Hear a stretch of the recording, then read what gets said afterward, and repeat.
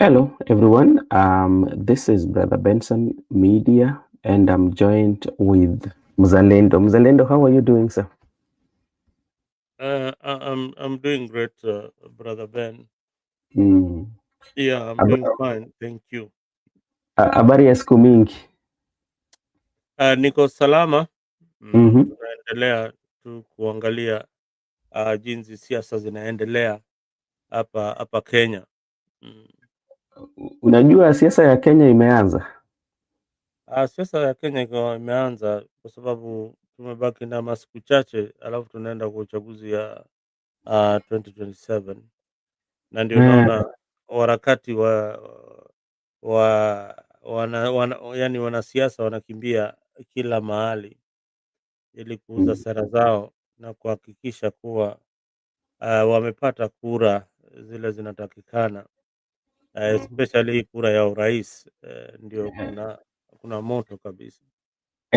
kabla labda tujazungumzia Mm. siasa zetu za Kenya, unajua leo nilikuwa nimeona mahali Mm.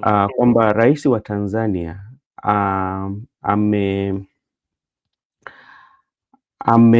ameamua kutengeneza jopo maalum kuchunguza yale yaliyotokea, na pia aliomba radhi pia. Ni kama mtu ambaye alikuwa anaomba radhi na anasema kwamba alikuwa anasema pole kwa wale ambao walijeruhiwa na wale ambao wamepoteza maisha yao. We unaweza sema nini ukiangalia ya Tanzania?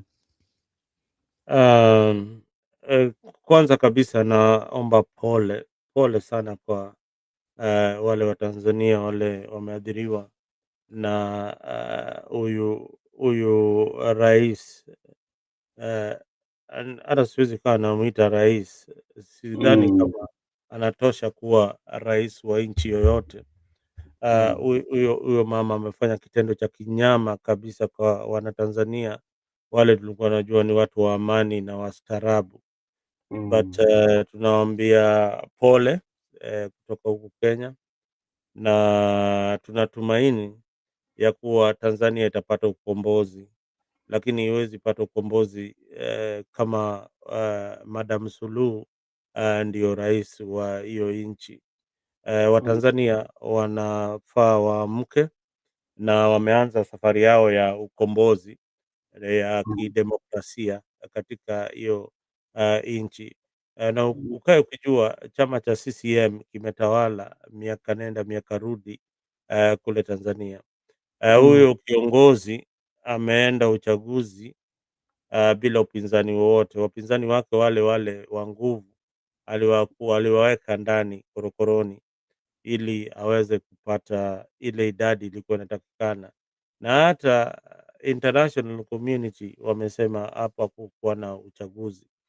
Kitu ilinikasirisha kabisa ni wale viongozi wale vibaraka, kama kiongozi wa Kenya alimshukuru Bwana Suluhu mm, akihojiwa kule Al Jazeera. Niliona hiyo ni matusi kwa wale Watanzania wale wanataka ukombozi na kwa Afrika mzima. Nilifurahia sana Kagame kile alisema dhidi ya hiyo uchaguzi ya Tanzania, na viongozi wengi wale wa Afrika wale wamekashifu hiyo uongozi wa dhulma ile mhm. inafanyiwa huko Tanzania. Kwa hivyo pole kwa Wanatanzania, mtapata uhuru hivi karibuni. Msichoke, tieni bidii katika hii ukombozi. Kuna wale ah, mtawapoteza, lakini wale watafika katika hiyo safari wataangalia uzuri wa demokrasia ya nchi. Asante. Okay, asante sana, na pia naona Joseph pia ameungana na sisi. Naona pale ndugu yetu, the Bible says a woman shouldn't lead a man and this is the punishment. Hey, I'm Mzalendo, nice to see you, long time. Thank you so much. Besides Arabs, women are killing Africans in Gulf. Now they are killing Africans in Africa. Okay, asante sana kwa maoni yako Joseph. Habari gani? Na kabla Joseph hajaingia, hata kwa wale mavijana ambao walikuwa walikuwa wamepeleka kotini, aliomba DPP to drop those cases, especially for those young men. So we will see what happens. Hey, Sir Alex. Asante sana Joseph, habari gani? Good morning. It has been a long time since I met Mzalendo. I think it has been a while. Yeah. So I want to Joseph, it has been a while, but I'm around. I'm around. Thank you. it's nice to see that you're all faring well. I think I will start off with Tanzania. Yeah. It's very unfortunate that the people lost their lives because of because of some foolish things. Because you becoming a leader of a country or you wanting power, you should not kill people because you want power. That is very unfortunate incident that happened there, and it's also very unfortunate that she has also told that the police need that they need to open investigations. How can you do investigation against yourself? So it's very unfortunate for her trying to tell us that she's going to do investigation to know how people are going to, were killed. You know the people who killed. You know the people who killed the Tanzanians who were demonstrating. It is the police. Why? How with the police doing an investigation on themselves? It's a it's shock. It's just a lame excuse for her, and it's okay. You know where she was talking at is in the National Assembly of Tanzania, where majority, I don't even say majority, that is overwhelming. Yeah. There is majority and there is overwhelming. You know, she has almost how many members of parliament? Only five are not from the CCM party in the Is it whole. is it 5 or because like there are 275 and the only ACT Wazalendo got 2. So I think like only I think it was 271. So I think it is 4. 4. Okay. Yeah, I think 4. Yeah, so that is brother, you know, these things have never been heard in the whole world. That's why people are shocked with this the turnout of the events. That you can have in the 21st century where we have democracy, you can have 271 members of parliament in the National Assembly, and of course they are going to be clapping for you and cheering for you as you speak what you want to speak. Because I heard the speech and it was not great. It was a very bad speech. How can Yeah. you just start saying that they were trying to kuvuruga amani kwa nchi? They were not trying to vuruga amani kwa nchi. They were trying to tell you that the election that you and the body that was standing for those elections, the election body in Tanzania was conducting, it is fraud. So how are you going to come and tell us that watu walikuwa na vuruga? This lady, I think she has lost all credibility in the world. I don't think anybody can give her credibility. And I think she's backed to the corner. That's why she's going to pretend she's going to do, what is it called, investigations. Because I think she thought that the world will not know what she is. But I think the world has known what she is. Even Yeah. though she's going to continue serving as the president of Tanzania, people Mhm. already know what she is. That is the only bad problem, because she has already shown her image in the world that she is not a good leader. All So right. even whatever she can do in Tanzania, or whatever she will say or what, already the words have already convicted her of what she did. So there is nothing she will do. Oh, Hii yatabidi akae tu hivyo. all right. Okay, asante sana. Na you know another thing also, you know, like first of all, she said, or like they were saying that the majority of people who came in were not from Tanzania. But now, if you look at the death toll, the young men who are missing, majority of them are Tanzanians. Then again, you would ask your borders, how safe is your borders if people can troop into your country and you don't know who they are? You know, you say that these are not Tanzania, but anyway, that is what is happening, and is also maybe he also is getting pressure from international community and rejection.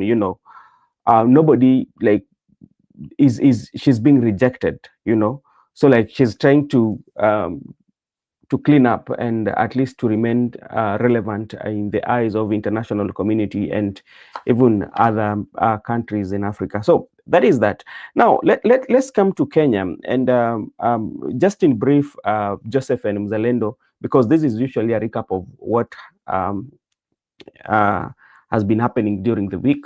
I want you just to give in summary, especially Mr. Mzalendo, if you look at the tour of the president in Ukambani and the kind of politics that were there. And today I saw a video. I don't know how true it is. His Excellency Kalonzo Musyoka went at Imali, where the president launched a road. It was on Wednesday, but he went there. Was it?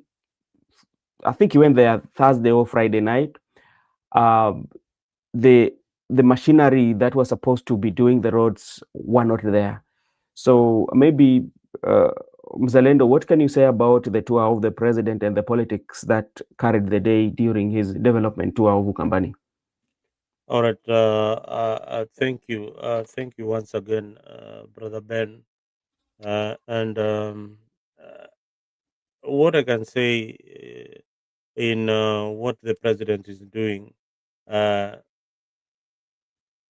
like his tour is trying to create uh, some politics with the Ukambani people. And today the political ground is shifting, and Yeah. Kenyans need more clarity, just not propaganda in the kind of politics that President Ruto's tour.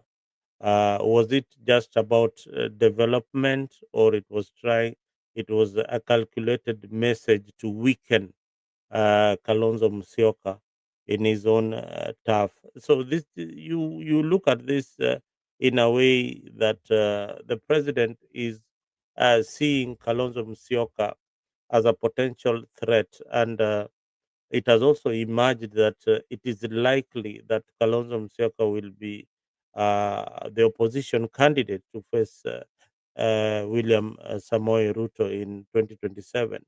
So he's trying very hard to weaken and demean Kalonzo in his own backyard. But credit to Kalonzo Musyoka Yeah. for being very, very consistent in his politics. I Mhm. think this is one of the most consistent politicians that I have seen.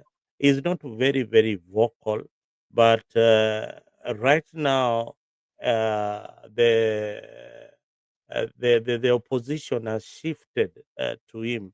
All the cameras are facing Kalonzo in the absence of Raila Odinga. So Kalonzo is emerging now from the ashes as a very strong candidate to Mhm. face William Ruto in 2027. How it is going to play is how the opposition leaders are going to unite and support his presidency to face William Ruto in 2027. So, what I can say about the Ukambani tour is a calculated move by the president to demean and weaken, aimed basically as weakening the influence of Kalonzo Musyoka in his own turf. Thank you. Okay, thank you so much, Zalendo. Today we also have Msimamo all the way from and thank you so much for coming to a recap of the week. This is Saturday morning.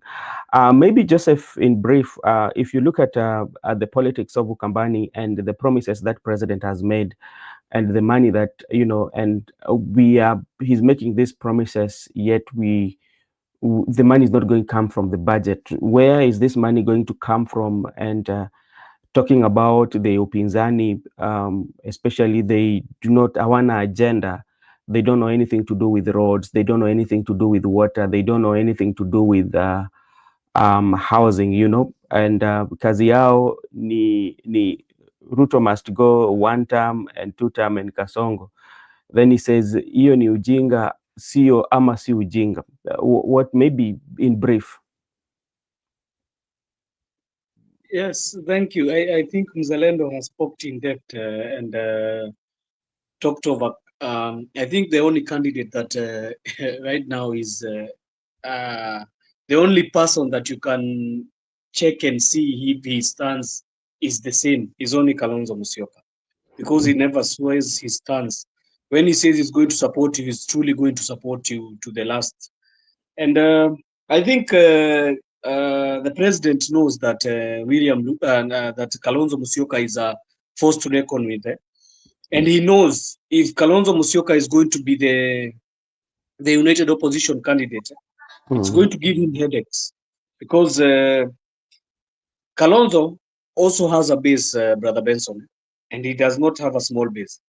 The base has been shown in him supporting the former right Prime Minister Raila Odinga.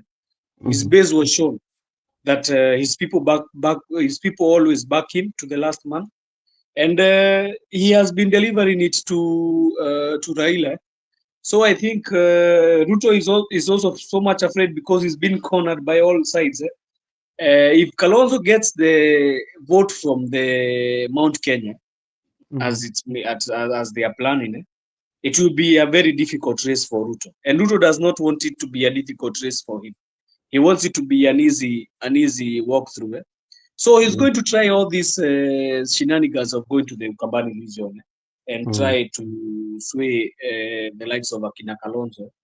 And I think it has proven that it is difficult for him because Kalonzo is not letting go. You know, I heard that they had the rumors that they are going to give Kalonzo some post there that he's going to be given. I think they were giving him a post for interior security.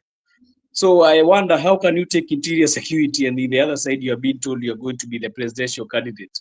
So you see, it's a very hard decision for Ruto, because Ruto will give you the positions, but he cannot be able to give you the leeway. But I think the whole issue is not about even doing developments in Ukambani. It's all about politics, that he wants to disrupt Kamba politics. And I don't think it is easy. It is not easy. You saw the likes of Mutula Jr., who they were told that he's speaking on behalf of, that he has supported the broad-based government and he's saying 2 term. After that message was released, Mutula came back and said, who has said those no's? Because Mutula Jr. knows in Ukambani, there is one person who speaks, and he's the kingpin of Ukambani. If he says you're not going to be voted for, Mutula Jr. knows it will be a done deal for him. So I think in Ukambani, even if Ruto tried to make the inroads he's trying, it is not possible. It will not be possible. Kalonzo has locked in Ukambani region. All right. But okay, thank you so much. I will come back to you. Msimamo, habari ya asubuhi kakangu.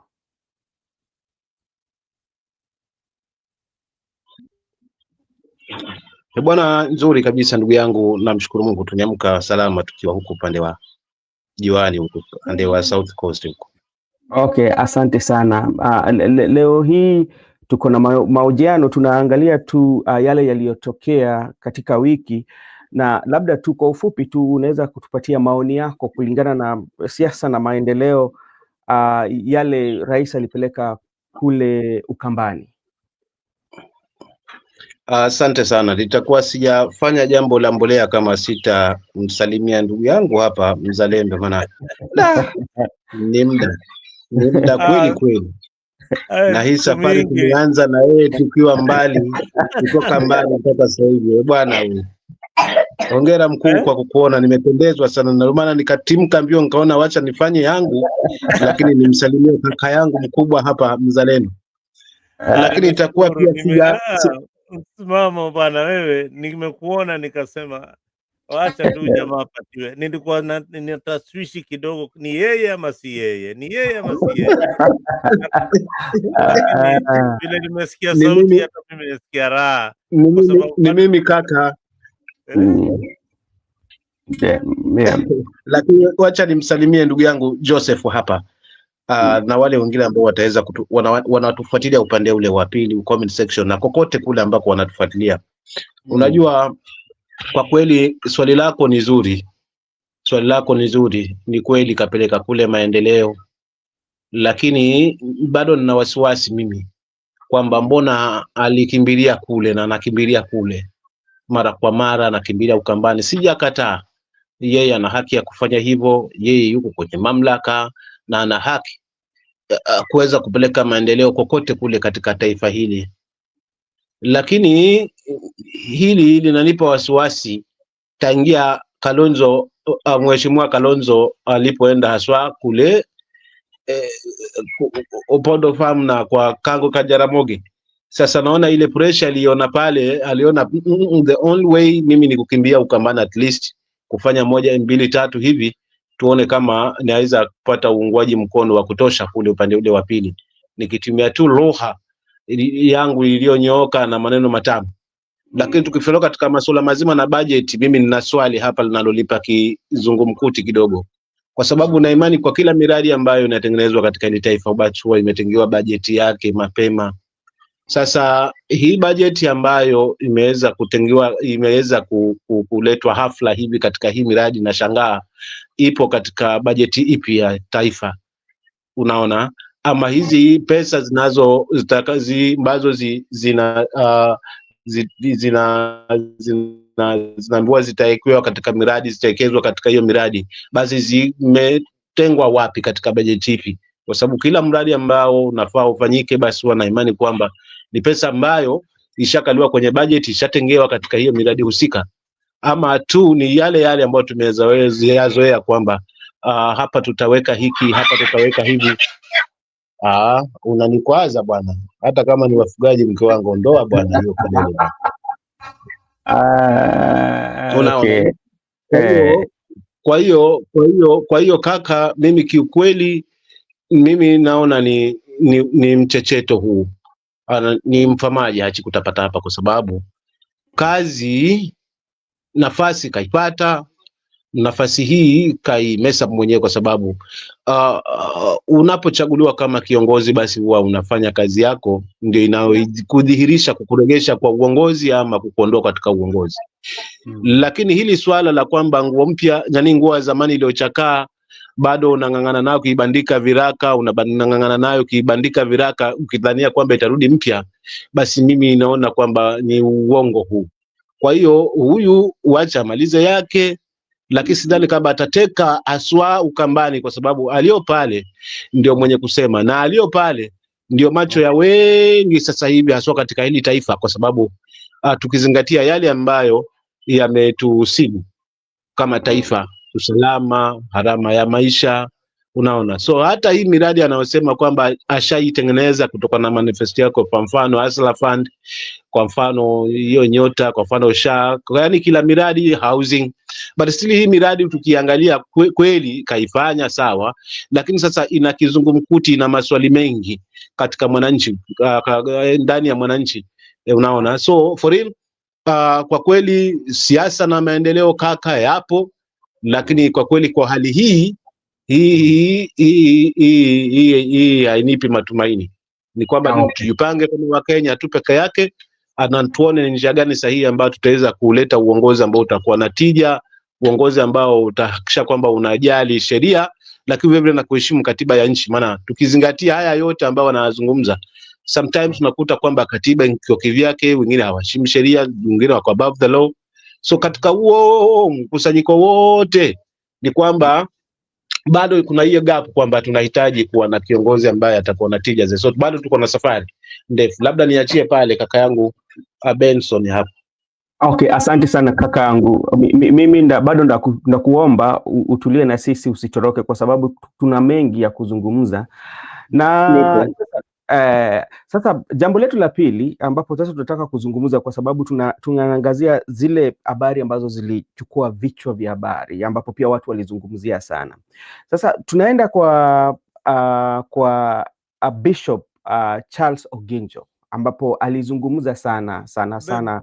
Brother Ben, kabla tuende hapo kwa Charles Onginjo kidogo, Okay, sawa sawa. nataka kutia maanani kile msimamo amesema.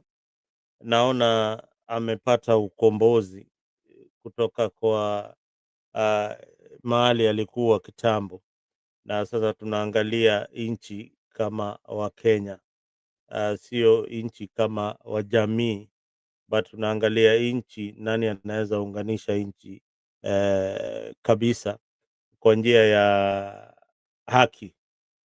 Na tukiangalia hao viongozi wote, then tunarudi kwa Kalonzo Musyoka. Kwa nini Kalonzo Musyoka? Kalonzo Musyoka inaonekana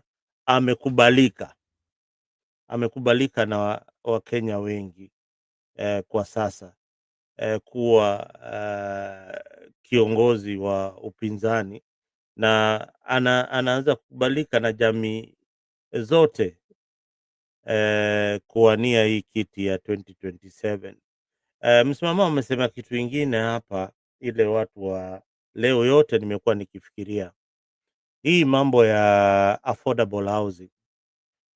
Tunalipia ushuru ama kodi tunatozwa katika kwa wale wanafanya kazi kwa serikali, kuna pesa ambao wanakatwa ya hii affordable housing. Na isitoshe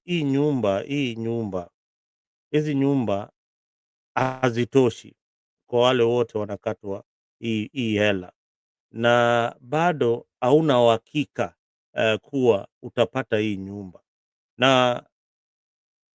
Na ukiangalia demokrasia, unajua mimi nikifanya kazi, pesa yangu ni pesa yangu, si pesa ya serikali. Unaona, kuna vitu zile zitaangusha hii serikali ya Bwana Ruto. Kitu ya kwanza, nyumba zinahitajika ndio, lakini ile mpango ile imewekwa na serikali ya kutoza ushuru kwa lazima kwa wananchi wa Kenya, wale hawana matumaini ya kupata hata hizo nyumba, ndio inaleta shida kabisa. Na hiyo ndio chanzo chanzo kuanguka kwa Bwana William Ruto in 2027 ni hizi manyumba. Watu wengi sana wanakatwa SHA, wengi wanakatwa hii pesa ya manyumba, na hii nyumba wewe ukikatwa, brother Ben, hauna uhakika, serikali ikupatii uhakika wote ya kuwa wewe utapata hii nyumba, na hakuna muda ama time frame ile hii ushuru itakatwa, na yani itasimamishwa ya kuwa wamepata pesa ya kutosha. Sasa wakati pesa za wananchi na watu wale wamekatwa, hakuna uhakika kuwa watapata hizi nyumba. Hapo kuna shida kubwa sana sana sana.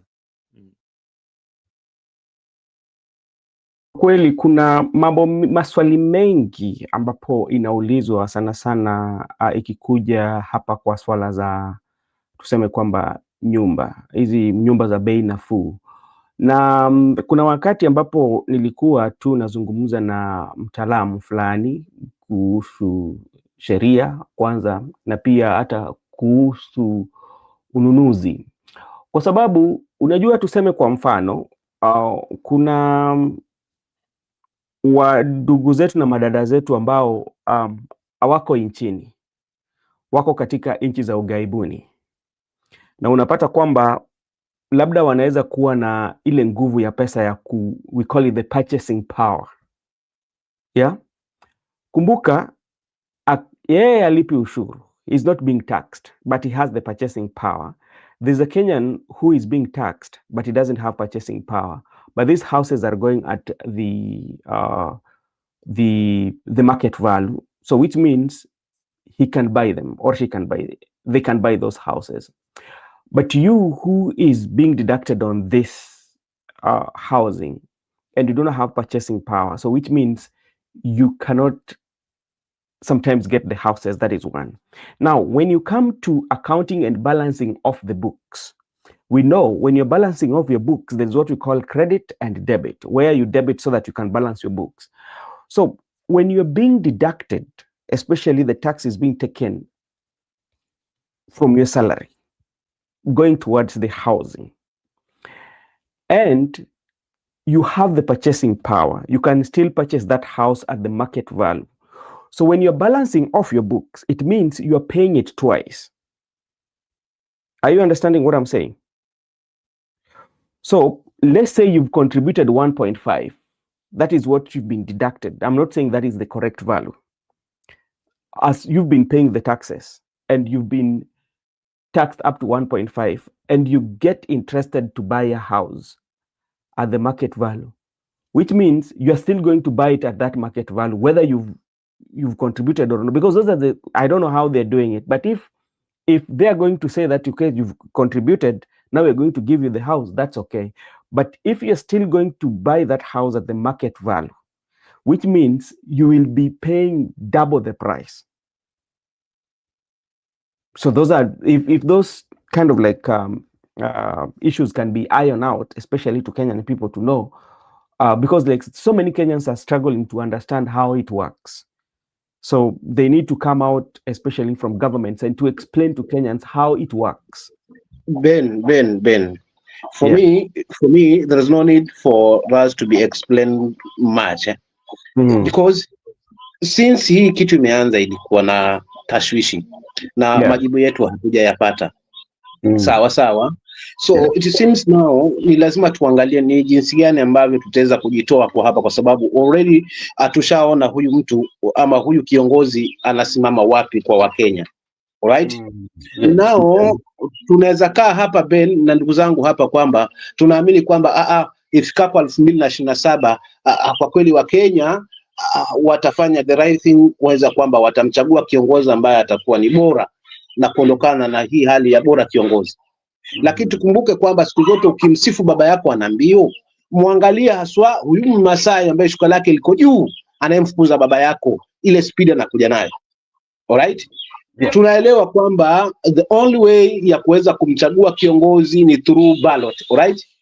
But how are we going to secure hizi loopholes za kuacha kura zetu either zishie katika mikono ambayo si salama? For instance, nimeangalia hapa kuna mahali kwamba Nderuti ule wa IBC akisema kwamba registration ya voter itafanywa online. Don't we kuona kwamba hapa kuna kizungumkuti katika hiyo hali? So tunaweza ng'ang'ana kwa kura sawa, Kalonzo ama mwingine katika United Opposition kama watakubaliana huyu ndio atakayesimama, ana uungwaji mkono the whole country. Lakini sasa huku napo kuna hizi njia za mkato ambazo tuna wasiwasi nazo kwamba huenda pengine tusipate credible election. So hili nalo tunaliweka katika fungu gani? Maana linanipa kichefuchefu mimi, msimamo sina raha haswa, na nitakuwa sijafanywa jambo ambalo litakuwa natija kwamba ni rauke niende ni organize niende ni jamii yangu twendeni bwana tukapige kura, ama nichukue kwa mfano kijiji changu twendeni tukapige kura, lakini mategemeo yetu ama matarajio yetu na mategemeo yetu yasitimie, na mwisho wa siku tupate kwamba kura ndio hivyo zimeishia mikononi kwa hawa wajanja. So how are we going to secure our votes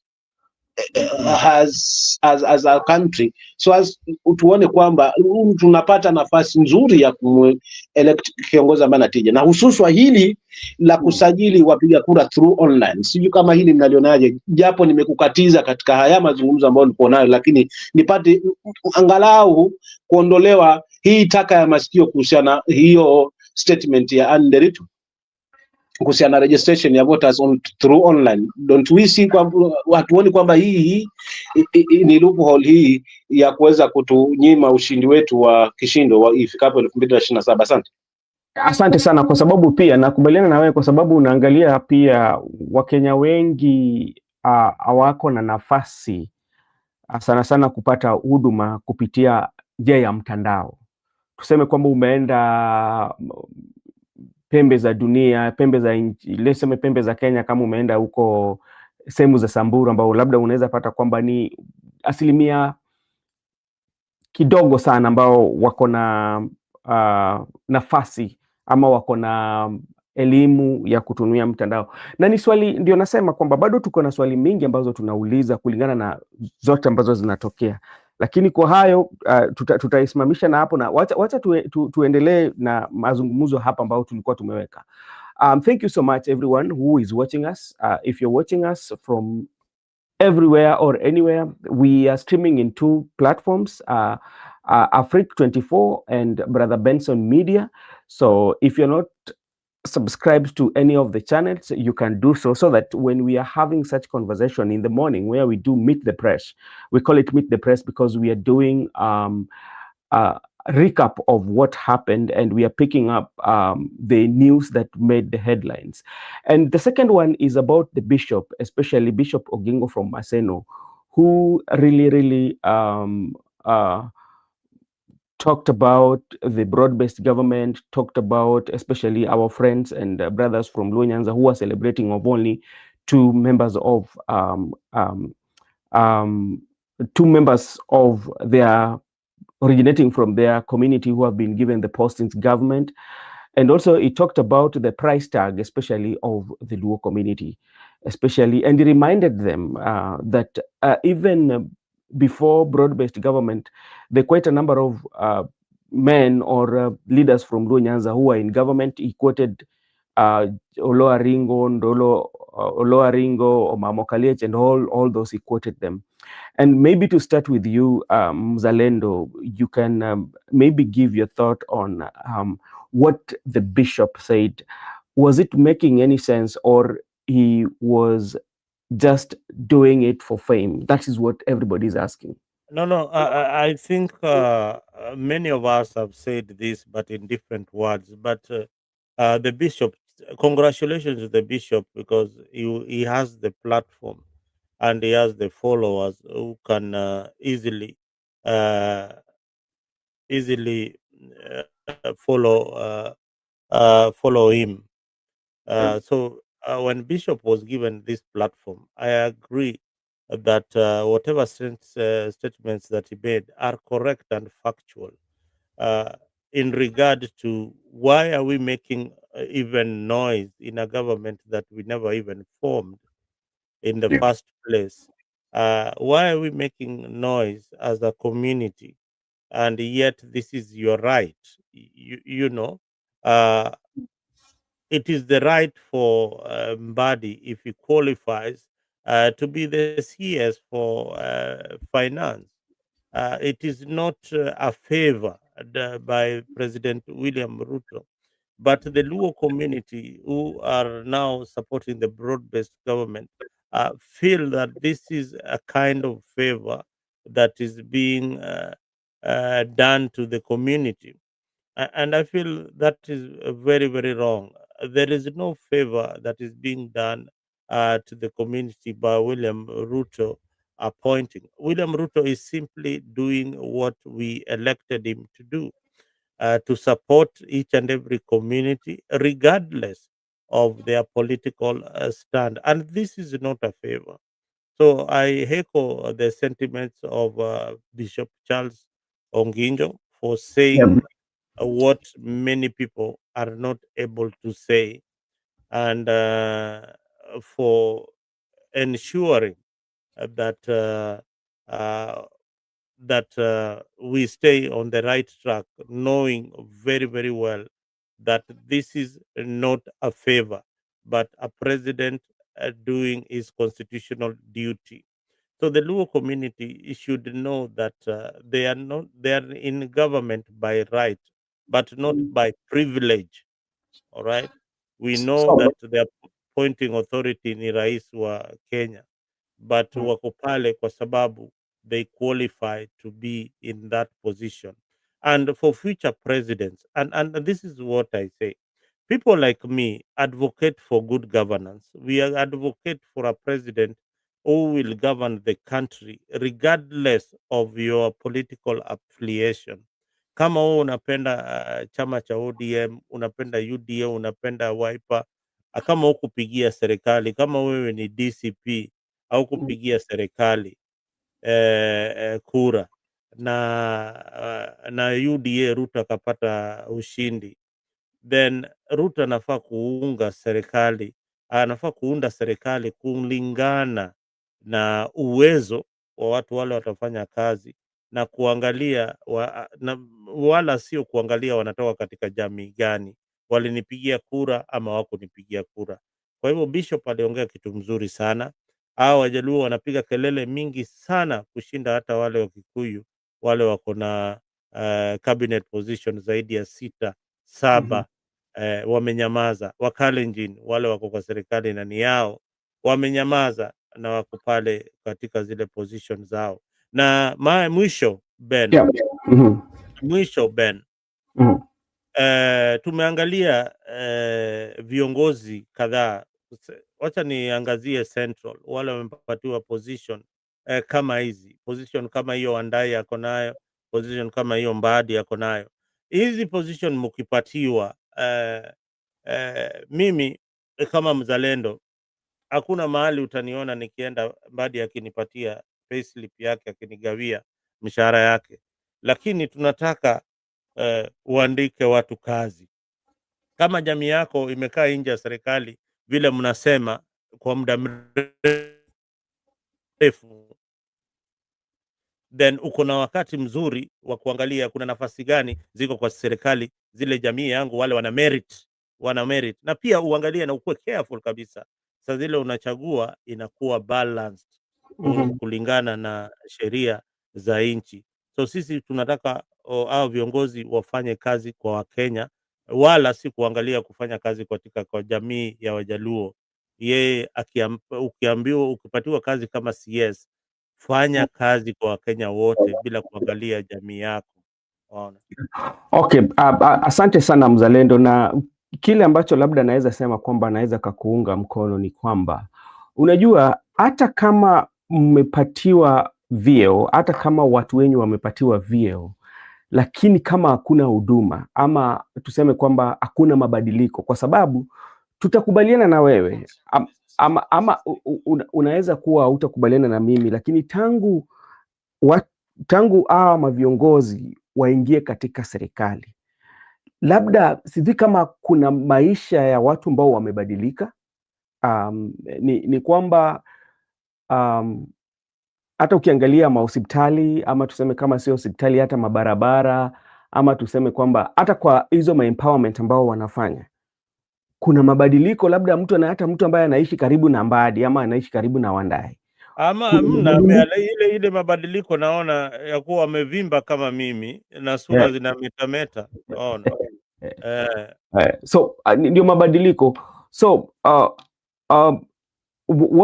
what happens is this: it is, you have to demonstrate.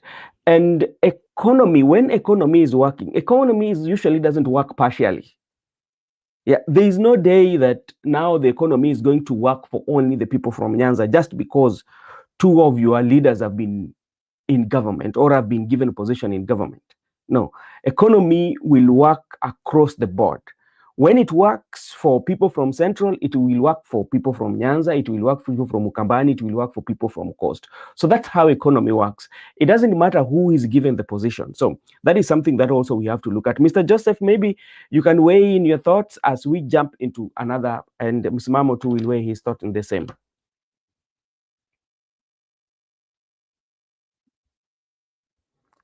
Joseph, are you there? Joseph inakaa yuko kazini. Okay, ndugu yangu Msimamo, hebu wewe maoni yako kulingana na kenye kilishamwa na askofu. Asante. Kwanza askofu aligonga ndipo, kwa sababu wale viongozi hawahudumii watu wa Nyanza peke yake, wanahudumia Wakenya wote. Mtu akipewa waziri ni waziri wa taifa, si waziri wa sehemu fulani. So hii masuala kwamba wanarudi back kwa watu wao wakisema kwamba sisi tushukuru kwa sababu rais tuonee imani sorry rais ametuonea imani, ametupa dockets 2, 3. Hizi hazitusaidii kwa sababu mwisho wa siku ataketia kitita kibindoni ni waziri. Mimi kama ni mchoma mkaa nitabaki kuchoma mkaa, na pia vile vile nitatoza ushuru. So hii masuala ya kusema kwamba labda viongozi tumepewa dockets, hii haileti shangwe. Kinacholeta shangwe ni waziri wa taifa zima. So umepewa wizara fulani ya michezo, hudumia hiyo kwa ajili ya taifa na kwa faida ya Wakenya wote, wale ambao wameunga mkono serikali na wale ambao hawakuunga mkono serikali. Lakini wewe unakuja unaniambia tushukuru tumepewa nafasi za uwaziri na sisi tumekumbukwa katika hii jamii. Fine. Lakini ndani yake wewe mwenyewe hupewi mbavu. Ni sawasawa tu huko kwa kibarua, unafanya kibarua, lakini bosi yuko pale pale, foreman yuko pale pale, ile pressure iko pale pale, na ufanye kile, unajua hujinasu, yani hujinafasi hata kama ni gwiji katika kazi hiyo husika, basi kule kwamba unaenda, kuna mtu yuko hapa na kuelekeza nini cha kufanya, kipi cha kufanya. Unaona, pia nalo ni jambo ambalo tumelishuhudia katika hii miaka mitatu kwamba si wabunge, si masiasi, si nani, hawana ile uhuru wa kuweza kufanya kile ambacho wanaona ni sahihi, zaidi ya kwamba ni wapangiwe kipi cha kufanya. Sasa hili halimfaidi mlengo ambaye ni mwananchi hapa. So kwa haya maneno ameyazungumza huyu bishop kule kwao juzi, ni maneno ambayo ni ya kweli, na siku zote msema kweli ni mpenzi wa Mungu. Hiyo ndio hali halisi, unaona. So labda pengine kwa ushauri kwa serikali, labda warudi drawing board na waelewe kwamba si ile karne ya juzi na jana kwamba unaweza fanya mambo tu ukajua tu kutafuna mwananchi ajue kumeza hapa. No, sasa hivi ukituambia kwamba hii lazima tuangalie ndipo kila mtu anaweza kuaccess, wale tuko hapa nchini na wale wako nje ya nchi kwa ajili ya hili taifa, wanaangalia kweli hii itafanya, inafanya. Je, uzuri wake kwa mwananchi na ubaya wake? So ubaya ukiwa mwingi unakuta kelele zipo. So for real, Bishop amegonga ndipo, na imani kwamba hata Bishop wengine wangefuata hili, kwa sababu in fact wao ni miongoni mwa watu ambao waliweza kuchangia katika kuweza kuileta hii serikali mamlakani. Baada ya kushinda tu, wao ndio wa kwanza kupongeza na kusema kweli hii serikali ni Mungu, ni Mungu. Okay, kama tunakumbuka katika okay. Wala si uchawi. So for real, namalizia tu kaka yangu kidogo tu, alafu nimalizie. So for real, Bishop huyu amefungua ukurasa wa Bishop wengine wazungumze kweli kulingana na kitabu, unaona. Uzungumza kweli hata kama ni chungu, unaona. Lakini pia ukiambiwa kweli, kubali kurekebisha. Mimi sina shaka Ruto kuwa pale kama atafanyia kazi taifa, I don't have no problem at all. Bora nione kwamba watoto wanaenda shule katika mazingira swafi, watoto tunapata huduma wa hospitali katika mazingira ya swafi, yani tumerahisishiwa uchumi, umekuwa rahisi, angalau ukifanya kidogo mizunguko miwili mitatu umefungamana na hela, si wakati huu ambao unafukuzana na hela, unaona. So for akiwa pengine na sidhani kwa muda ambao umebaki, kwa sababu muda wa miaka mitano ndio ulikuwa wa kufanya haya yote, na muda ambao umebaki itaonekana huu ni uongo tu, ni kule kupewa tonge la mkononi, usahaulishwa wa mvuleni. Asante. Asante sana kakangu. Na Joseph, uko hapo kweli? Okay, Joseph ameenda. Maybe Mzalendo, you, I can also ask you, because like that is not the only issue that the bishop raised. The bishop also raised about the payment, whereby he talked about the people who have worked are not being paid, but there's empowerment that is going on. And this is something that we've always spoke about. Actually, you've seen how the deputy president has always been on the road to do with empowerment. The other day, the last time they were in Kasipul Kabondo, and they gave a lot of money. So that's also something that also the bishop raised, that how comes like the people who are working, genuine people who are working, are not being paid, but those who are not working, you know, and the empowerment is going on. So he also criticized that. Maybe if you can say a word or two on that. I think that is the most ridiculous and bogus thing that is happening in the Republic of Kenya. Why I say that is, Oparanya is in charge of a ministry that is supposed to give loans to the youth for empowerment. We have a whole ministry. We have a whole youth ministry that is supposed to do all that. Now, where is this money coming from? If you ask yourself, Where is this millions that each and every politician is running up and down in the name of empowerment? But I think it's a direct bribe to the people of Kenya, and especially the youth. Yeah. It is a direct bribe. For once, um, you must be politically connected so that you can get this money, or you can get these things that they are offering on the ground. You must have been brought there by a politician. So these are people who are using our taxes to entice the youth in the name of empowerment. You can imagine in an area, for example, where you mentioned Kasipul, how many youths are they going to empower in that particular area? And how many women are they going to empower in that region? So the people who are being empowered are people who are politically correct, people who are associated mainly to politicians, and you can't empower everybody. So I think where the government is missing it is that this money they ought to have put it in the bank, uh, maybe equity in a certain region, so that you can go and apply for the loan, and we have a structured way of paying the money back. Now, when a president says that we have given you the money and you can pay it when you want to pay it, what kind of nonsense is that? Unaweza lipa hiyo pesa saa zile unataka, saa zile unafikiria uko na pesa unaweza lipa. Kwa hivyo hii pesa tunaweza ichukua na tukose kuilipa. So this begs the question why this money is being given. It is a bribe. It is not money that is supposed to be paid back. It is a bribe that people are being given. So, if William Ruto and the government wanted to do something for the youth, I think the most important thing that they should have done is to engage the banks, so that they put the money in the banks and the youth can go and apply and get training on whatever funds that they are going to get, how to manage it and how to pay it back. Because the banks have got the mechanism of knowing that Msimamo has borrowed so much and they can follow up, and he has left a collateral. And even if they don't have a collateral, but they have somebody who is standing in as a guarantor. But you give people random things. How many people are you going to satisfy from where I come from? Well, youths wangapi? Over 1 million youths who are jobless in my area.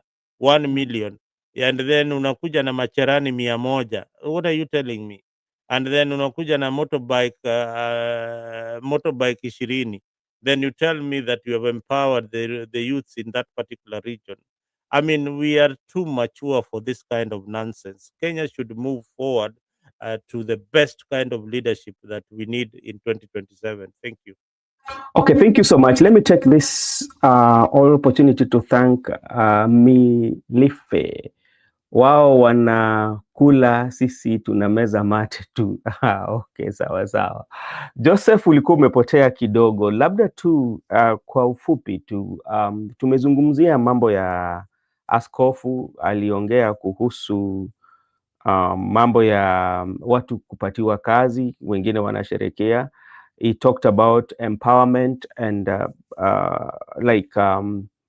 the empowerment is taking place, yet the people who have rightfully worked do not get their dues, but the empowerment is taking place. So he was, so maybe in brief, before we look at the ODM celebration at 20 in Mombasa.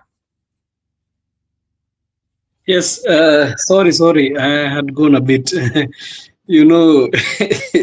It's very funny. We have one of the most funny, not even funny, a comedian president. I heard him saying that anakuja kupeleka watu sijui majuu. You heard that one? Anapeleka watu majuu, and I think he said that kuna kazi sana.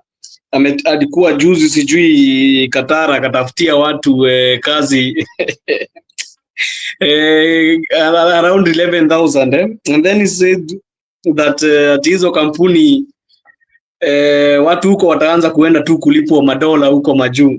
I even wondered which madola are you talking about, because I don't know any company in this region that is paying in dollars. We have a comedian president, so the bishop really injected this character, and I really like the stand by the bishop that you cannot be telling us that mko kwa serikali, mko kwa government and you have only 4 ministers and the people who are there who are saying they are not in the government, wale wanasema walitoka kwa hii serikali ya Samoei, wanasema they have around 7 ministers. So who is in the government? Is it the people with the 4 ministers or the people with the 7 ministers? It's a bit very funny that the people who did not vote for this government, they are the ones who are speaking more than the ones who voted for it. You know, it takes me, it draws me back to the game between William Ruto and Uhuru Kenyatta. You heard him saying that saizi serikali ndio the president of the day became opposition and the opposition guy became the president. I think it is returning back to where it was.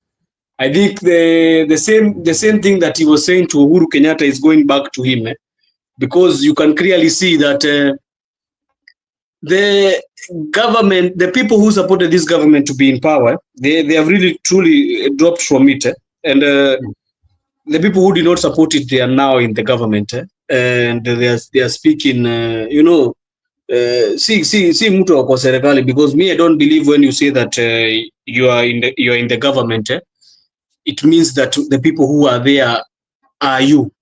We can be having the likes of Akina Mutahi Kagwe, but that does not mean I'm in the government. That is him and his family. They are the ones who are feeling the good warmth of the government. Me, I don't know anything about the 7 CS has been in government. What are they doing for us even? You can take, for example, the person like Kabogo. Kabogo, what is he doing for Kiambu? Nothing. You go and take this Mutahi Kagwe CS. Go and take Lee Kenyanjui. There is nothing they are doing for. Even I think in Mount Kenya, most of the people are even wishing for them to be removed.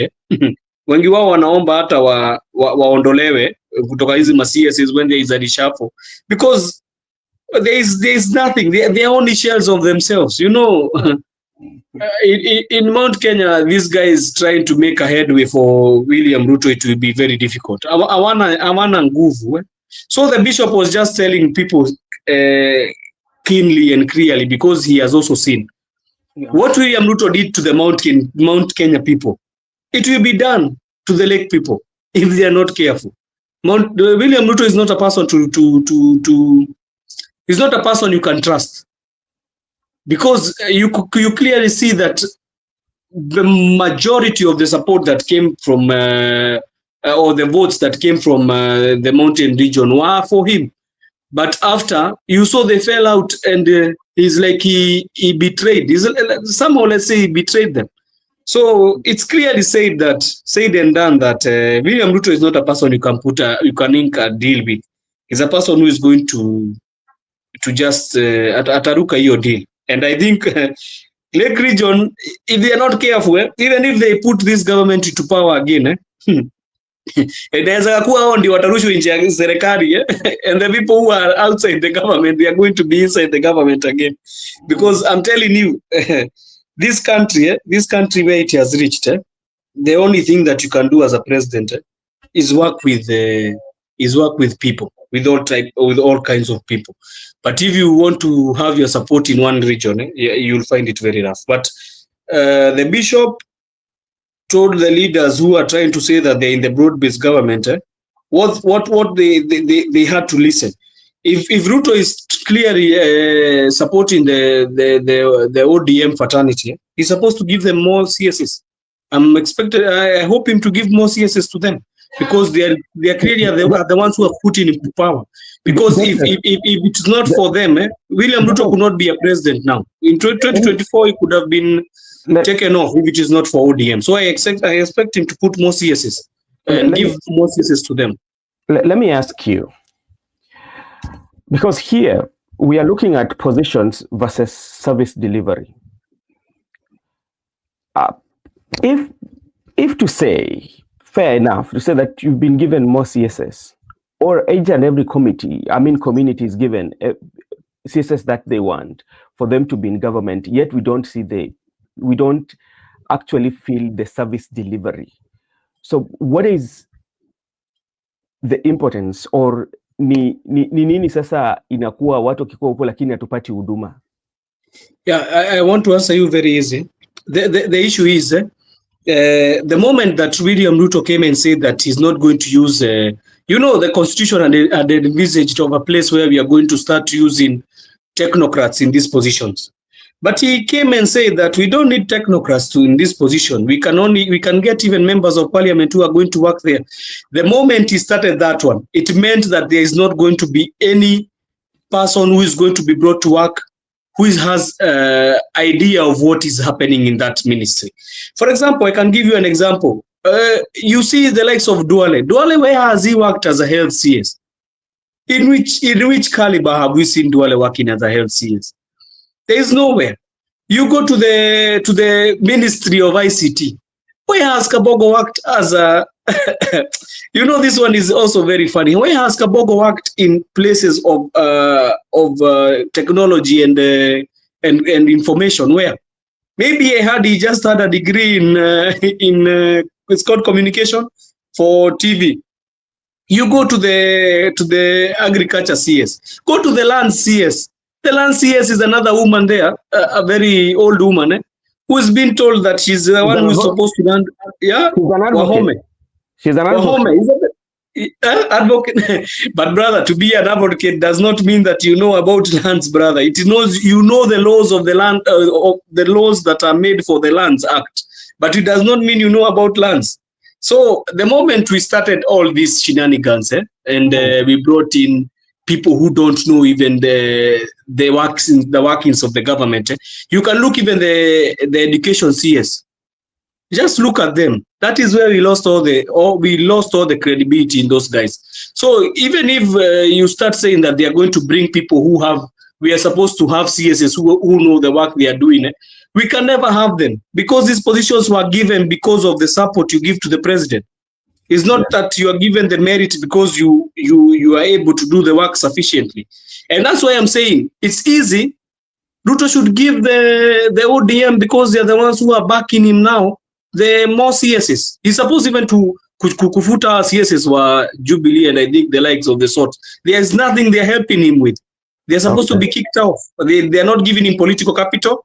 They're not giving him political mileage. So what is their work initially in this government? They're supposed to be sacked, and he tries to bring ODM either MPs or ODM people who are supporting him further, because hakuna kitu anafanya bwana. So I hope in the next reshuffling, because I know there is a reshuffle, this government has reshuffled now this is the third time, so we are going to the fourth time. I've never seen a government reshuffling like the way I've seen in this government. So we are waiting and seeing. We are keeping our eyes on this one.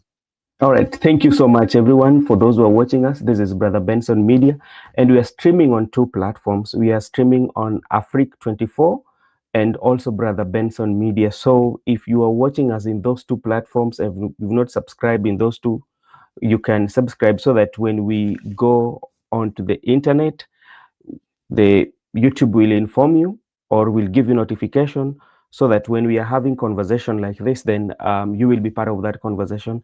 As you all know, the platform here we are discussing about governance and the issues that are affecting our people. And today, being a Saturday, we usually capture those that who are making the headlines in the news. That is according to us. We know there is quite a number that were making the headlines, but the ones we try to pick are the ones that we feel for us, that we can discuss and at least give our views as the time goes. As I say, if you are watching us in both to the channels, you can subscribe to the channel, so that when we have such like conversation, the YouTube will notify you. Now we are going to our third agenda, and our third agenda is ODM at 20. And ODM is celebrating their 20 years, ever since it was formed in 20 years. And this is coming at a time that a month ago, almost a month ago, they lost their leader, that is the Right Honorable Prime Minister Raila Amolo Odinga. And so much is happening, especially at the celebration, especially what we witnessed yesterday at the youth conference, especially where the leaders were speaking from different voices. There were those who were pro the government and those who were not supporting the government. So those are where we want to weigh our thoughts and say what next, especially for ODM, what next for broad-based government, and who are these who are trying to sell the party that, according to the speech that was made by Honorable Winnie Odinga, the member for Iyala, when she was given an opportunity to speak, and that is what she said, that there are group of people who are planning to sell the party, and why. So let me start with you, Mzalendo. When you look at what is happening, especially at a time when they are celebrating the 20 years of ODM being in existence, the same time they should be celebrating a man that really made that party to be in existence for 20 years, but you see all these cracks. What does this one mean, especially for ODM going forward? I think, first of all, congratulations to my party, ODM. Do you know I'm a life member of ODM, and you never cease to be a life member of ODM. I know many of people will be like, really? As a Mzalendo, I am a life member of ODM. And Mzalendo alitoka ODM bwana. it is my story. Let me tell you, kuna junction tuliwachana na ODM, and na hii junction ilikuwa when they now started practicing things that I didn't like a lack of internal democracy, candidate selection and loyalty, not merit. That is what pushed people like me away from ODM. They had started this, and I felt that this is not what Raila Odinga stood for initially when we were in ODM. ODM was supposed to be the most democratic party in Kenya and the most transparent party in Kenya. And ODM was supposed to be the watchdog of the people. ODM was the party for each and everybody. So ODM was founded by the people, and ODM belongs to the people. ODM does not belong to a few individuals that you see running around. And for me, I really felt bad when I saw these men and women dressed in orange dancing in the train in the SSGR heading to Mombasa, and of course with our taxes, most of it coming from the county government, to celebrate 20 years of basically nothing. I would say that ODM has not achieved much in 20 years. ODM has not formed a government in 20 years, and they ought to think that, hey, we have been here for 20 years. There's nothing for us to celebrate. It is like we supporters of Arsenal. Every time we are told that we play in the league and we have no trophy to celebrate. Imagine the league is ending and you see Arsenal in a number 5 and they are busy jumping up and down that they have won the league, but they have not won any league. They have played all seasons. They have been on the. I mean, it is a shame. There is nothing ODM can show that. Yes, we celebrate. They are celebrating their existence in 20 years, but there is nothing that they can show that they won a trophy for the people who support them. And you know, this is coming barely 3 weeks when we arrested the mzee. I think they ought to have given it more time.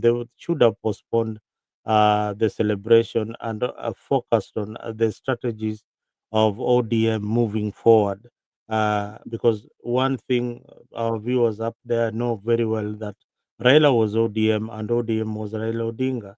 So any way or formation of trying to emulate that icon is going to backfire. They now need to restructure, find a new face of ODM, and I feel that it is time for the young generation like Babu Owino, Olekina, Sifuna, Kibagendi, Winnie Odinga, and many, even Kasamuel can join the group, and many young progressive leaders can join. People like Amisi there. Those are Mhm. progressive voices that can join the movement and revitalize what Raila envisioned. Raila died with the vision and his aspiration to reach Canaan. But I believe that the dreams and the struggle still lies with Winnie Odinga, Babu Owino, Sifuna Kibagendi.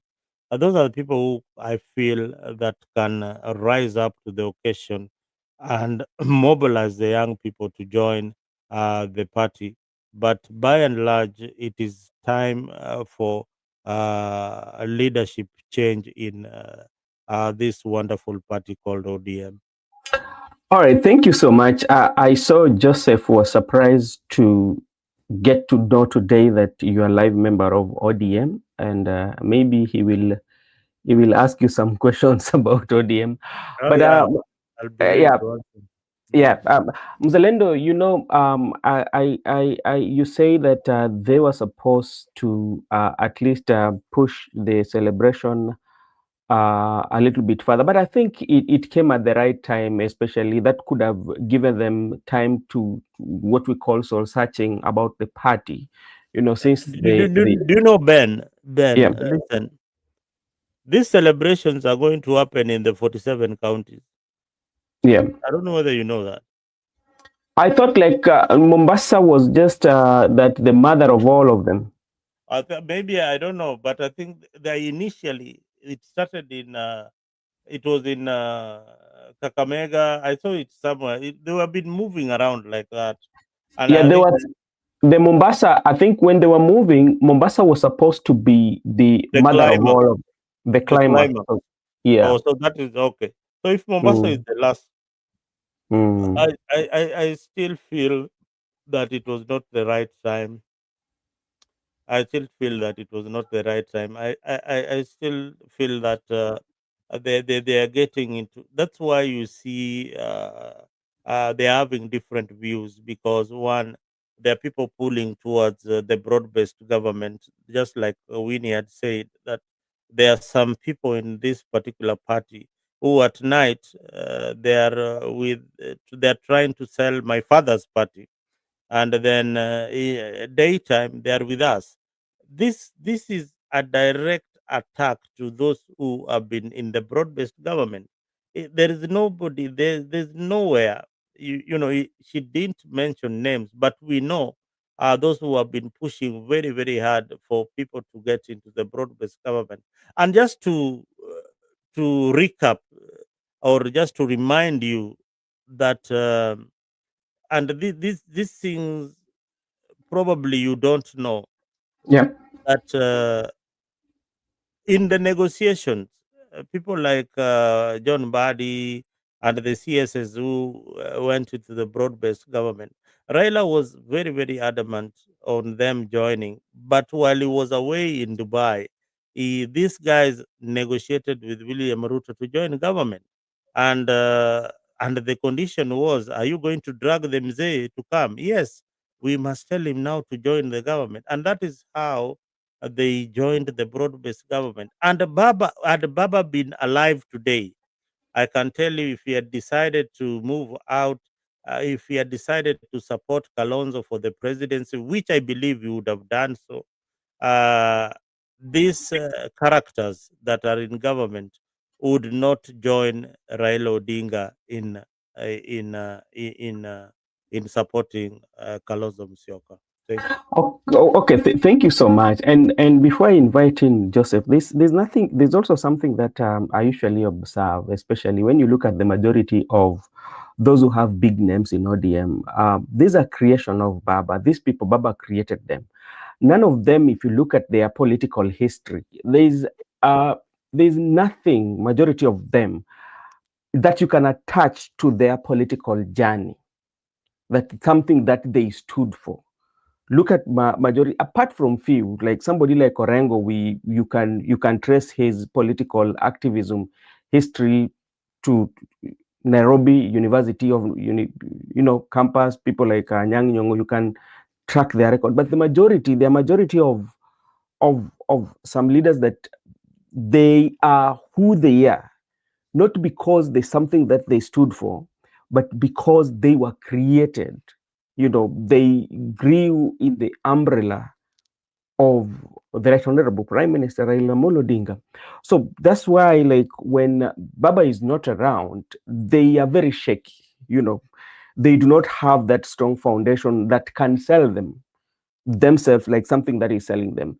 Maybe that is just by the way. Let me come to Joseph. Joseph, you followed what happened, especially today is the day 3, but you can recap on the day 1 and the day 2. I think day 2 was so much full of activity and what we saw. What does that one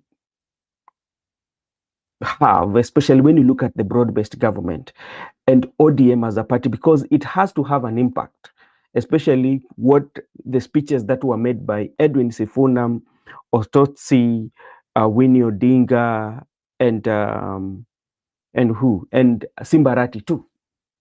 What impact? Thank you for that question. I think ODM is going through a crisis without the leadership of Raila Amolo Odinga. It is going through crisis, which is difficult for them. I don't think they ever envisaged a point where they are going to go at it alone without Baba. And I think that's why you're seeing there is so much everybody is talking according to what they want themselves to feel good. I think what really happened with these guys is, when you become a CS, Brother Benson, there is so much of what comes with the CS position. There is prestige, there is power, and there is money. So I don't think these guys they like the broad-based government too much. It's just that they are feeling warm and cozy as the ministers of the certain cabinet slots, and that's why you hear them adamantly supporting this broad-based government, because them they are feeling very good. But do you know what about the citizens? What are they feeling? You can be feeling you have power and money, but what about the citizens that you're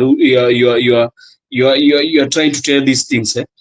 So I think Winnie was correct to say that they are trying to sell the party. Mm-hmm. And ODM is not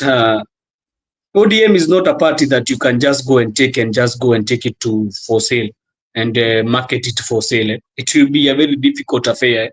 So I think Winnie knows. They know. They have information of what has been going on and the dealings that have been happening.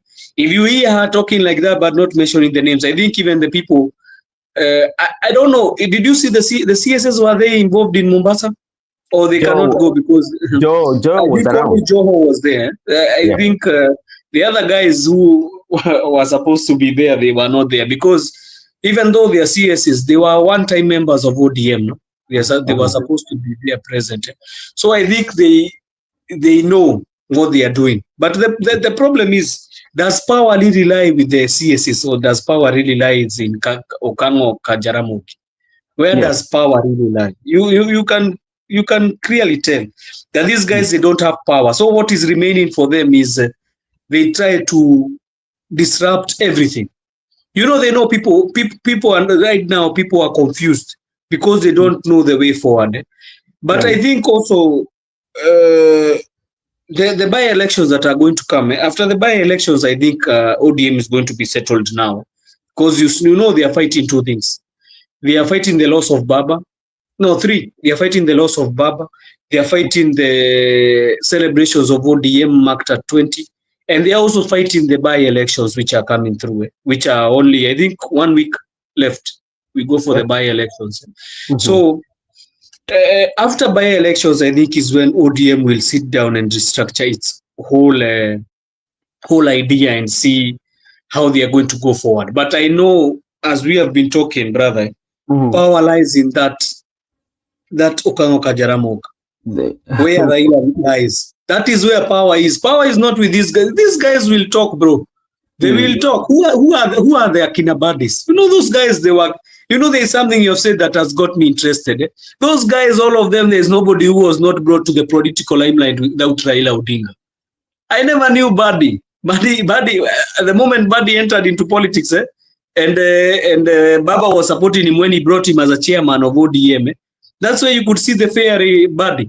The only people that I know that can be they can try to carve out their political history are the people like James Orengo, because at the moment they were coming to politics, they were like toe and toe with Raila Odinga.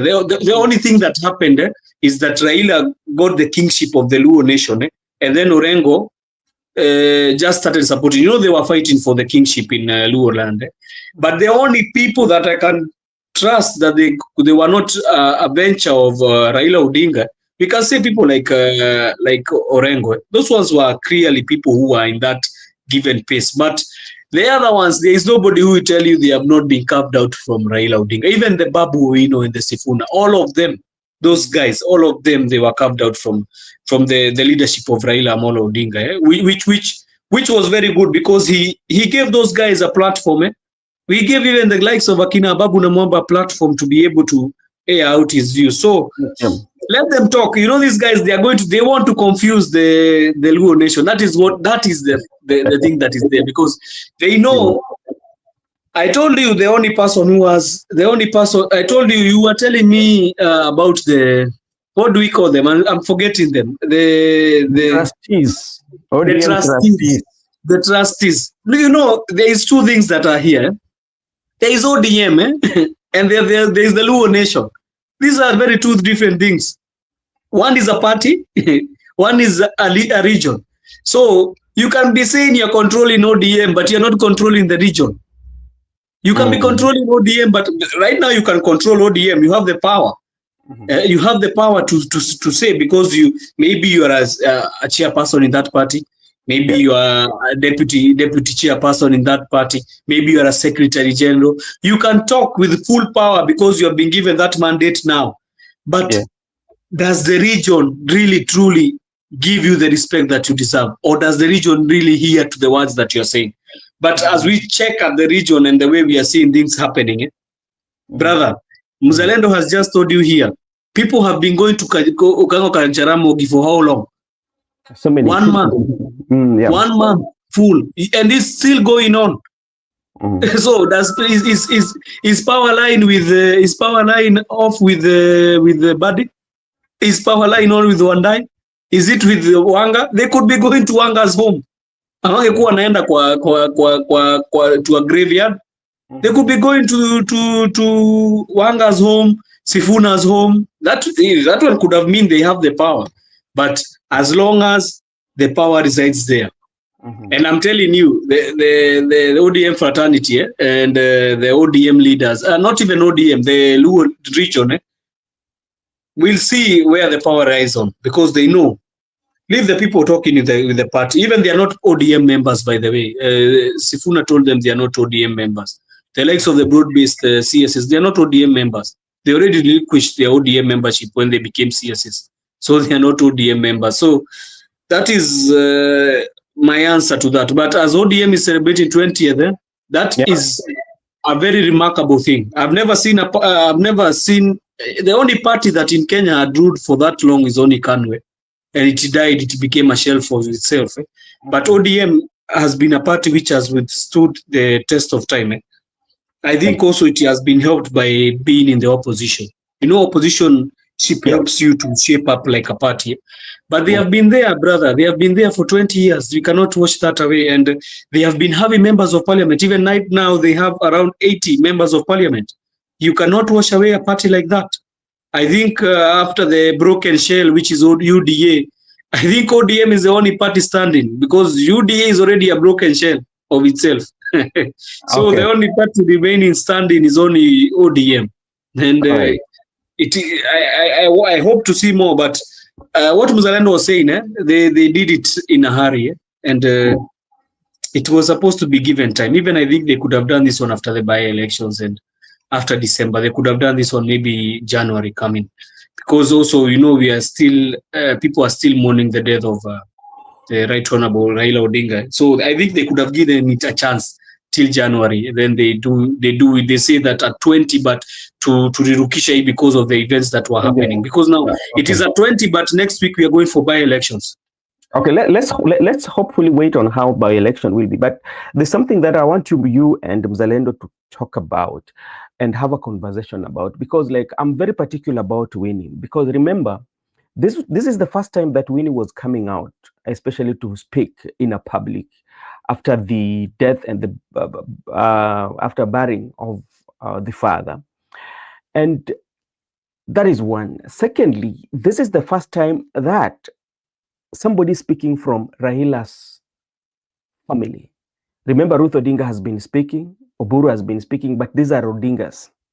These are from the Jaramogis. But today, Winnie is from Raila family. The first time that we are getting somebody speaking about ODM, and especially from Raila's homestead, you know, and you know how close, from the look of things, how Winnie was very close with the father. So that is something that also we can weigh our thoughts. Secondly, when you listen to Winnie, especially during her speech, Winnie did not mention anything to do with broad-based government. Winnie did not mention something to do with President William Ruto. Neither did she even say that thank you to President William Ruto for giving the father state burial. And this is the thank you she did was when the father was being buried. And today, she did not mention anything about the government.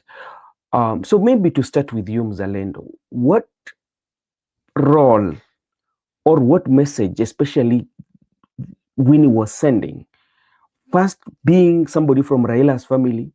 Secondly, being the first time that she's speaking to a public rally or a public gathering after the burial of the father. I think I congratulated Winnie for the remarkable speech that she did. I had done an article about that maybe 2 weeks ago and said that Raila's family have not spoken after the death of the dad, but we have seen signals that they are not happy. They are not happy. We have seen Junior saying that Kalonzo is now the figure uh, the figure father that is remaining. Then we saw Mama Ida saying that they will support Kalonzo for the presidency. I don't know whether you missed that. That one was also said by Mama Ida when Kalonzo visited Opoda Farm. Now, Winnie coming out, and even before I go there, Winnie has got the firepower of the father. Yeah, she has it. It is running in her, and she is also a very aggressive. The way you see conduct her politics, and she's intelligent. That is the most important thing. So when I saw Winnie speak, I knew that this is now the crack that ODM has to deal with. They have to deal with Winnie Odinga, but how are they going to deal with Winnie Odinga? And this is his father's party. His father formed this particular party, and she feels entitled, just like in our culture. She's one of the beneficiaries of the estate of Raila Amolo Odinga. So by birth, she's the daughter, and she can inherit anything that the father had. But I like the way she conducted herself, the what she talked about. She said this party was not formed in the boardrooms. This party, Odium, was not born in a boardroom, nor made in a bedroom. So its future will not be discussed through pillow talk. That is so deep. ODM was born in protest, raised in resistance. That is what Winnie said. So those statements are very weighty. So, with those statements, and this is coming from especially Raila's family, and the person who is speaking is somebody who was very, very, very close to Raila than any other person, and she did not even mention anything that Baba said. Like everybody is saying that before Baba left, this is what Baba left us with. She did Yeah, not but even I've dreamt about Raila Odinga 7 8 times, times. 7 times. But oh my God! Yani siku hizi kweli bana. Hata mzalendo anafaa Raila, kutuambia kile aliota. mimi, Mzalendo, what have you been dreaming about? I think I've been, you know, Raila's death really hit me, but I didn't really like got. I didn't get to the point where I got too emotional. But later on, now trying to look at his legacy, and when I hear his family members speak, is when I feel that there's a big loss. This man was indeed very, very important to the family and to the country. When you see the way people are mourning, Yeah. when I watch what really, when I watch somebody like Gaucho mourn Raila Odinga, I saw that as a genuine cry for somebody who lost his mentor. And Nuro Kanga. I have not seen Gaucho. I'm talking about the people I saw mourning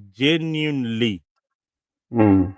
genuinely, like from the bottom of their heart. They are at a greater loss than anybody else I've seen mourning.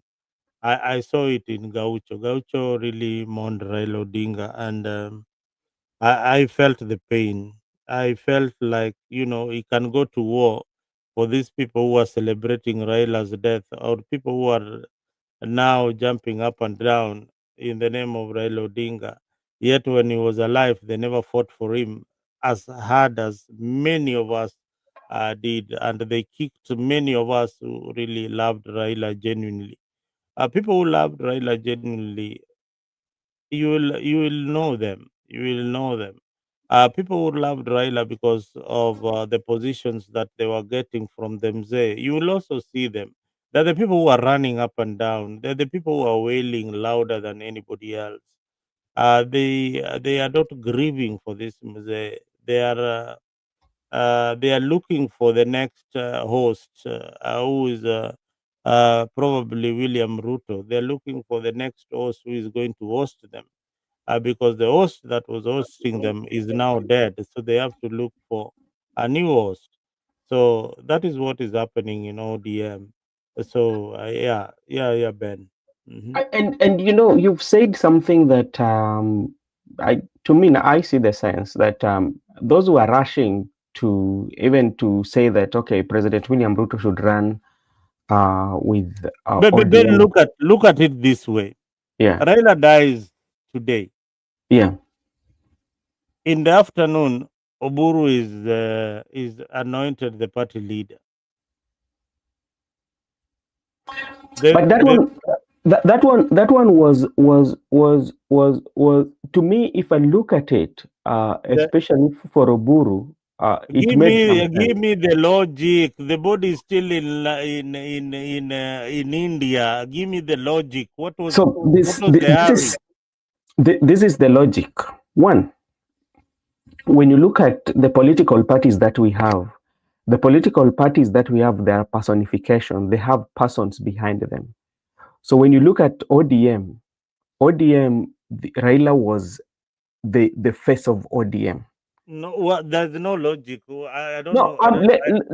keep What you just. I am telling you, I'm asking you, couldn't it wait? But no, you are a member of ODM. Tell us what the laws are saying. You are a live member. What does the Which law law? says that? Which law? What does the law that govern ODM says that in case they lose the Does party it, leader?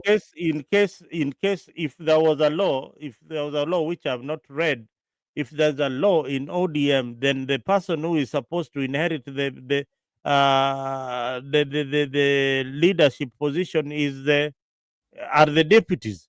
They are the closest But, to the party leader. but if you What are talk you of talking about? deputies, remember, if you talk about the deputies, remember also what happened was Anyang' Nyong'o was interim was also appointed by Baba when he was running for the Yala, not Yala, but when he was running for the chairmanship of African Union. But like his appointment was not withdrawn. Whatever it is, there's nowhere in the constitution of ODM that But tells you when a party leader dies, then no, the next but Mzalendo, the only place that I will not agree with you, because this was something that was called by the NEC, the party organs, for that meeting. I am saying all that whatever they are doing could have been done later. All right, they could have But been still, done later when everybody else was, in a position to reason and act accordingly. I mean, presenting Oburu Odinga as the next heir apparent, I mean, that was ridiculous. it's not Mzalendo. I don't agree with you. The reason why I don't For me, I think it is no, ridiculous. the That reason alone, you you I don't know agree with you. the reason why I don't agree with you is this, Mzalendo. We know, and when you look at all these political parties, when you talk of democracy of this our Kenyan political parties, one thing that you have to know, these are individually owned political parties. There is no way that the party could have been given to any other body parts apart from people who are very close to Raila Odinga. Even if something happens to UDA today, you cannot tell me that the UDA, what President William Ruto has invested in that UDA, you just want to give it somebody that you are not very sure of. Now That is the logic behind it. let me let me tell you maybe the logic that was behind that. Uh, the party belongs to Odinga family, and the only reason why there was that mad rush was to keep the party family and the family. Yeah, that's what we are saying. So that can be the only logic. But any other thing that you're telling me, uh, it was to block any other internal maybe wrangles or fight to inherit No, the party. no. What you have to know, apart from this political, let's give a typical example. Right now we have DCP. Who owns DCP? DCP is that guy called Kijana. No, he's called Gashagwa. Yes, because like Gashagwa, he has invested so much in that party. So if to say something happens, I don't think like the DCP party will just be given to any other No, person. no, no. For me, I felt like ODM is not ready to hand over power to another generation. I felt like they should have waited. I felt like there was no hurry. There was no cracks within the party. There was no wrangles. There was nothing. People were mourning. They should have waited for a while and then we sat down and looked for the way forward, other than just coming up and inheriting what Mhm. belongs to the family. I felt that that was done in a hurry, and I think you will not change my position in that. It was done in a Okay. hurry. It should have waited for some time. So you see the same way you're feeling. I also feel that, bearing in mind that all these political parties, they have their owners. And at that moment in time, it was only safe to be in the hands of Oburu. How can we take it out from Oburu's hand right now? You cannot take it out. He has already been confirmed as the party leader. How can you take it out, boy? What are you saying, boy? I need Winnie. I need Winnie. If it is Odinga's family, then Winnie should be the party leader. Yeah, Winnie, I don't let care. me, the only way is I don't care. Winnie should be the party leader of ODM. I don't care. Everybody else can. Oburu is holding in Or James Orengo. Or James Orengo. That's it. Oburu is holding in brief anyway. And maybe Joseph did not answer this. Let me bring in Joseph. Joseph, I was just asking Zalendo that this is the first time that we are seeing somebody from Raila Odinga's family speaking about the party, you know, and this is the first time that we are seeing also Winnie addressing a gathering like that after the death of his father. What does this one mean to ODM, especially those who might be thinking what she said or what she alleges to the broad-based government? Thank you. I think Mzalendo talking about Winnie, it's is how he feels. I think he feels Winnie should be given the party, and everybody has his own wish in the party. You know, ODM has been contested too much. They're one of the parties that have been contested too much. So I want to talk about what you have asked me about Winnie, and I think this is her second talking to the public, because the first one would be when she was talking in the funeral of her dad. So this one will be after the burial. After the burial. After the burial will be the first one. And Winnie is articulate. She's very articulate, and she's showing that she can take the mantle that her dad left. And I'm very proud that she's taking it with stride. And Brother Benson, her coming to tell us what has been happening to ODM is not a secret anymore.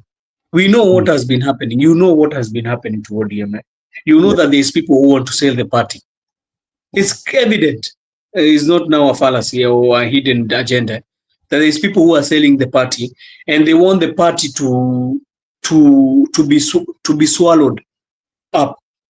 But there's one thing that Sifuna said yesterday that really got me. That he said that even if we are all fighting about what Raila said in the last time, where Raila had left us, or where Raila was saying this, or either broad-based or either this. The only thing that we can talk about and learn from Raila and take from where he said is that the party should remain. It should remain. I don't have the right word, but he said it was saying like something like undissolved. They should not dissolve the party. Because when they decide to dissolve the party and maybe enter into the broadcast coalition, that is where ODM will be done. It will be done and done completely. So when ODM is done, what will be the legacy of Raila Odinga? What will be his legacy if ODM is already swallowed? So I think that is something that Sifuna told the people there yesterday, and I felt it. He went down to the hearts of those who are there. But I know there is people who are trying to do business. Brother, politics is about interest and about money. It's all about money and power. And I think they are trying to gamble for the party and see if they can be able. And now the problem, even the people who are talking on behalf of the party, they are not live members of ODM right now.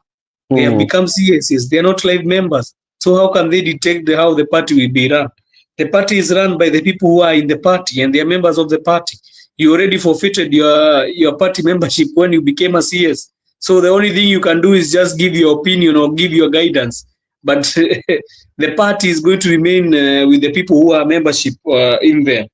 So I think everybody, and I knew this one will come.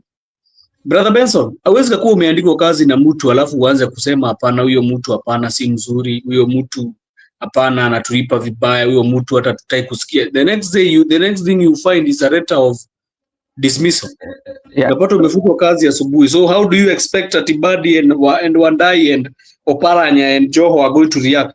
They are not going to react in another similar manner.